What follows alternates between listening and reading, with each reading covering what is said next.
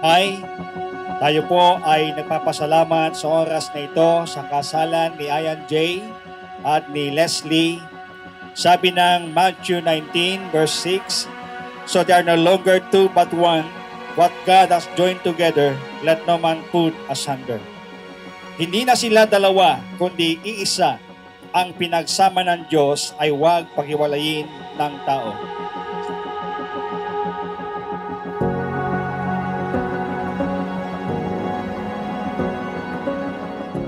Marriage is a solemn and public covenant between men and women in the presence of God, intended by God for the mutual joy, for the help and comfort given one another, and prosperity and adversity.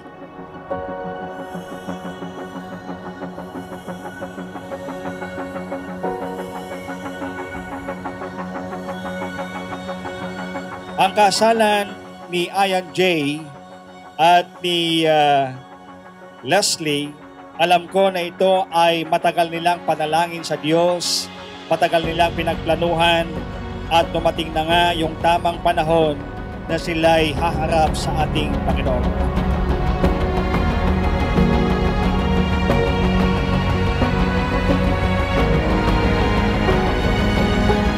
Successful marriage requires falling in love many times, always with the same person. Ang matagumpay na pag-aasawa, kailangan ang mag-asawa ay laging falling in love many times. At alam ko na sa pagbubuo ng isang tahanan, mahalaga na yung pag-ibig ng bawat isa ay naroon sa puso ni Ian J. at ni Leslie.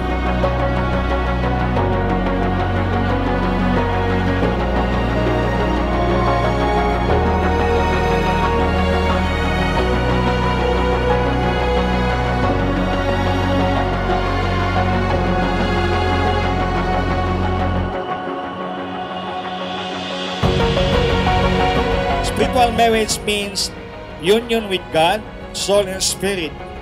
Marriage is not man-made law, it is God-made law. Ang kasalan, ito ay dinisenyo ng Diyos. Hindi ito batas ng tao, kundi batas ng Diyos na ang babae at ang lalaki ay dapat makasal upang sa gayon ay tanggapan nila ang basbas ng ating Panginoon. Spiritual marriage means to marry your soul to the eternal love of God. Without God, no marriage can be successful.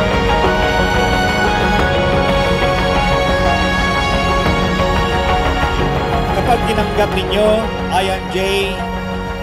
and Leslie, ang benepisyo ng spiritual marriage, pagpapalain kayo ng Panginoon at ang inyong incoming generation, ang inyong mga magiging anak, maging kapopohan ay pagpapalain ng Diyos. Your descendant will be mighty in the land, and your generation will be blessed.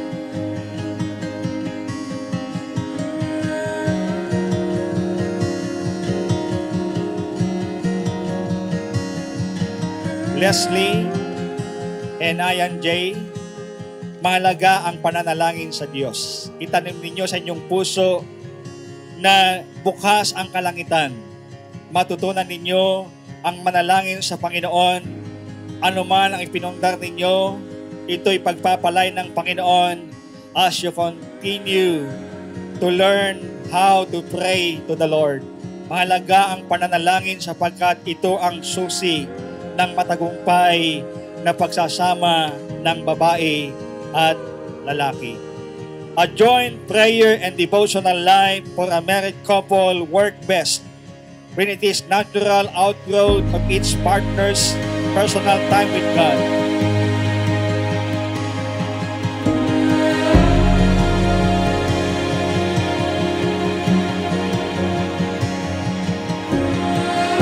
The Bible says in John 15 verse 7, if you remain in me and my word remain in you, ask whatever you wish, and it shall be given unto you.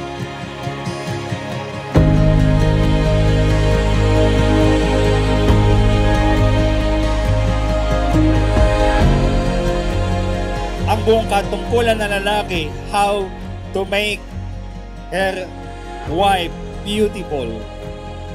And sabi ito, wife, make your husband handsome.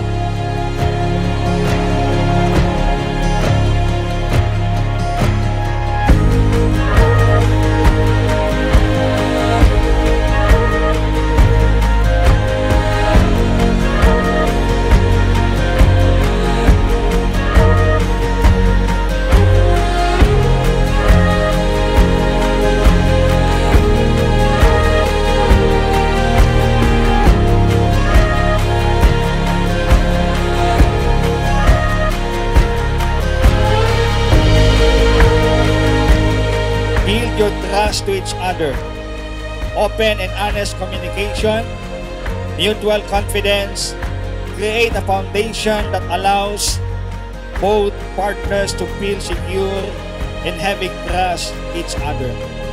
Mahalaga yung openness. Ayan, Jay, Leslie, dapat open kayong mag-asawa. Ang nagpapatibay ng relasyon sa mag-asawa ay walang nagtatago sa isa't isa. Open lagi ang puso ng bawat isa. Kung ano ang nilalaman ng iyong puso, ilantad mo sa iyong asawa. Pumunta man si Ayan J sa ibang lugar, nandun ang tiwala ni Leslie. Pumunta man si Leslie sa ibang lugar, nandun ang tiwala ni Ayan J.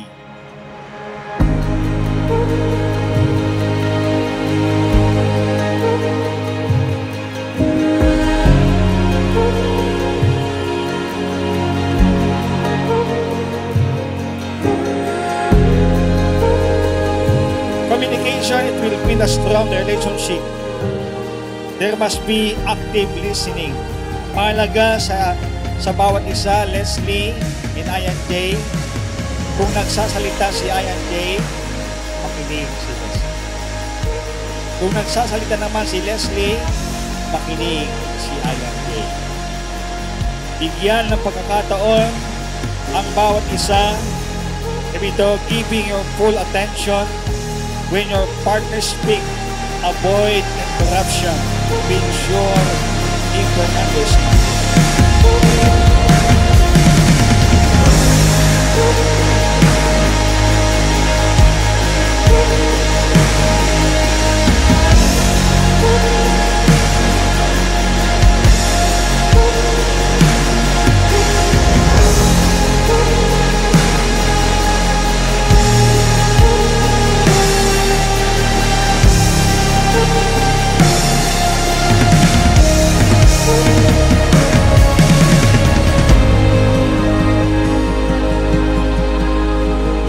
Was the first time to encounter a woman like that is Sigurista. And from the day on, I knew my life was about to change. I never imagined that God's plan for my life would lead me to someone as extraordinary as you. You are my best friend, my safe place, and my greatest joy. With you, I have found a love that is patient and kind, a love that supports me in my weakest moment and celebrates me in my strongest. Ian, from the day we met, I knew that God had a plan for us, a plan that either of us could have imagined. And from that moment God brought you into my life, I've been blessed with a love that mirrors His grace and mercy. You are an answer to the prayers I whispered long before I knew your name. I will value your dreams, respect your thoughts, and encourage you to become all that God has called you to be.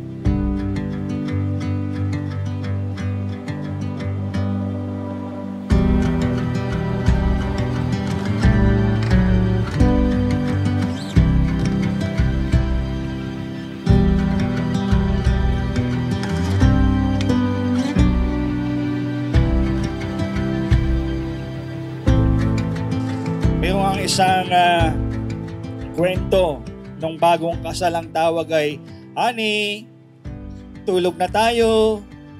Lumipas ang 3 taon, yung honey nabawasan.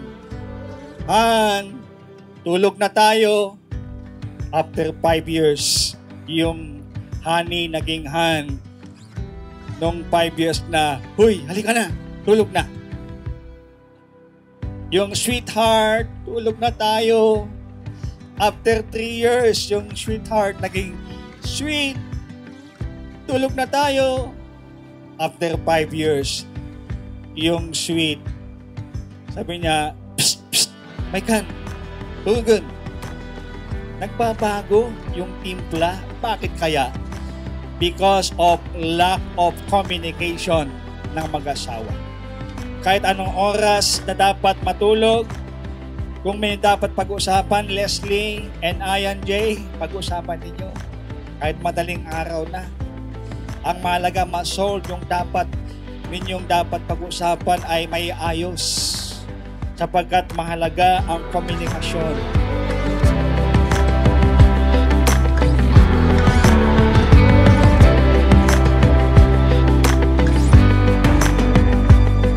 Love must be the reason of marriage. Kung kaya't ang babae at ang lalaki ay magsasama, ang dapat na dahilan ay pag-ibig. Love creates a bond that helps couples navigate challenges and sustain lasting partnership. Maiwasan ang tinatawag na isang linggong pag-ibig. I believe na kayo ay pinagtagpo ng Panginoon. There is a great and divine plan of God in your life. Kung bakit doon pa kayo sa Jerusalem nagkakilala. Sabi ito, if there is forgiveness, there is forever. Kung matutunan ng mag-asawa ang magpatawad sa isa't isa, there is forever in life.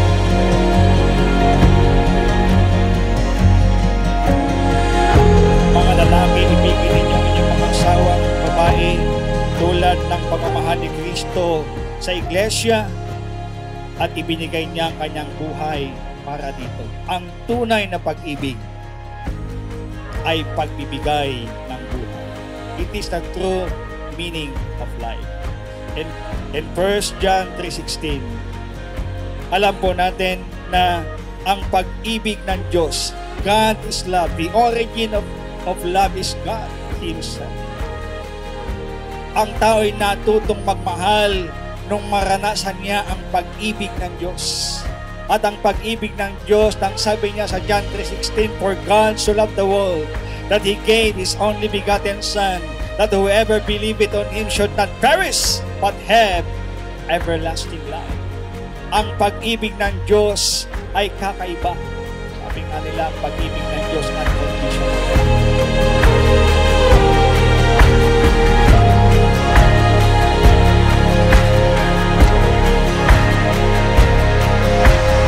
John chapter 1 verse 1, in the beginning was the Word, and the Word was with God, and the Word was God.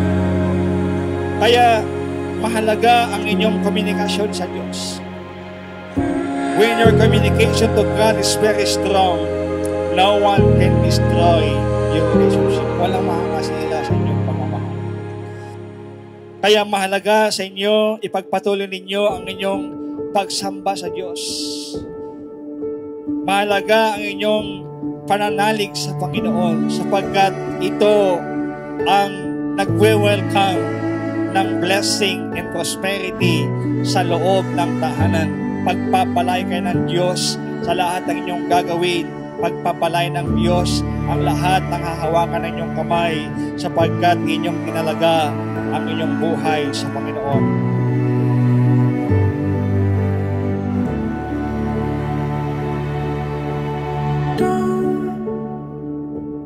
Tell me to calm down. Look all around us here. Jesus said, I am the light of the world. He who follows me shall not walk in darkness, but have the light of life.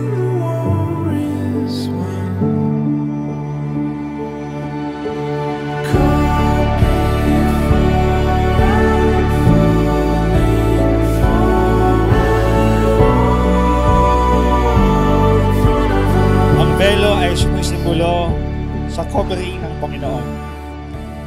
This veil symbolizes the unity and togetherness of the couple, signifying the bonds as they face the journey of married life together with the abiding presence of God. Ang covering ng Panginoon ay sumasa inyo. Ang presensya ng Diyos ang siyang lulukob sa inyo. Duman man kayo sa lahat ng anumang pagsubok sa buhay, ay sasamahan kayo ng Panginoon. As you pursue righteousness in your life, as you pursue holiness, the Lord will be with you. All that's left now is time.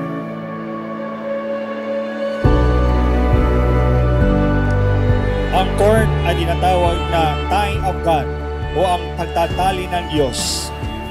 It represents the infinite bond between bride and groom.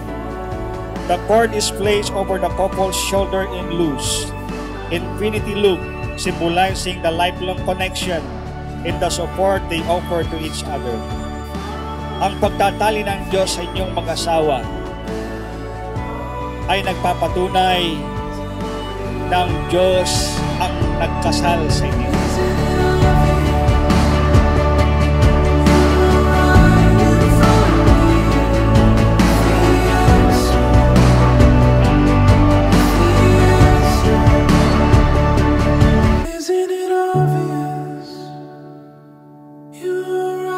I release the anointing power of the Holy Ghost in the name of Jesus. Release unto Ian J. in heaven to Leslie the anointing power in the name of Jesus. Release, Lord God, your power, your anointing that will give them success and prosperity even in times of trials, even in times of trouble. Bind them with your love that can never be broken.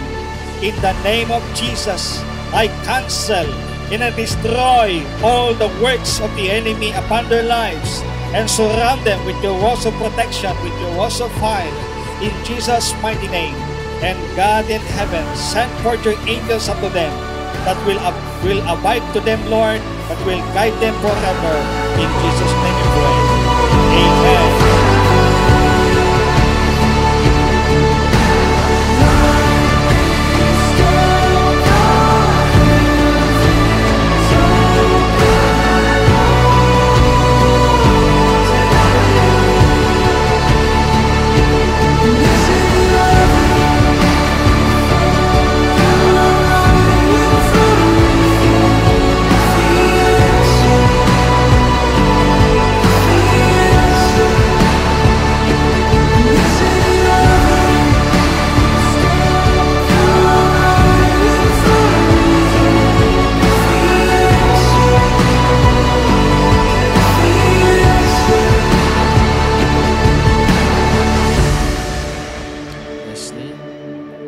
Tanggapin mo ang singsing na ito bilang tanda ng wagas kong pagmamahal. Pagkaibigin kita, maging sa hirap at sa ginhawa. You are my greatest gift, and I am so blessed to call you my wife. I love you. I vow to live out this love every day. We will continue to melt and crush into each other until the end of time. I will never leave you because I prayed and asked God to have you. I love you with the love of the Lord God Almighty.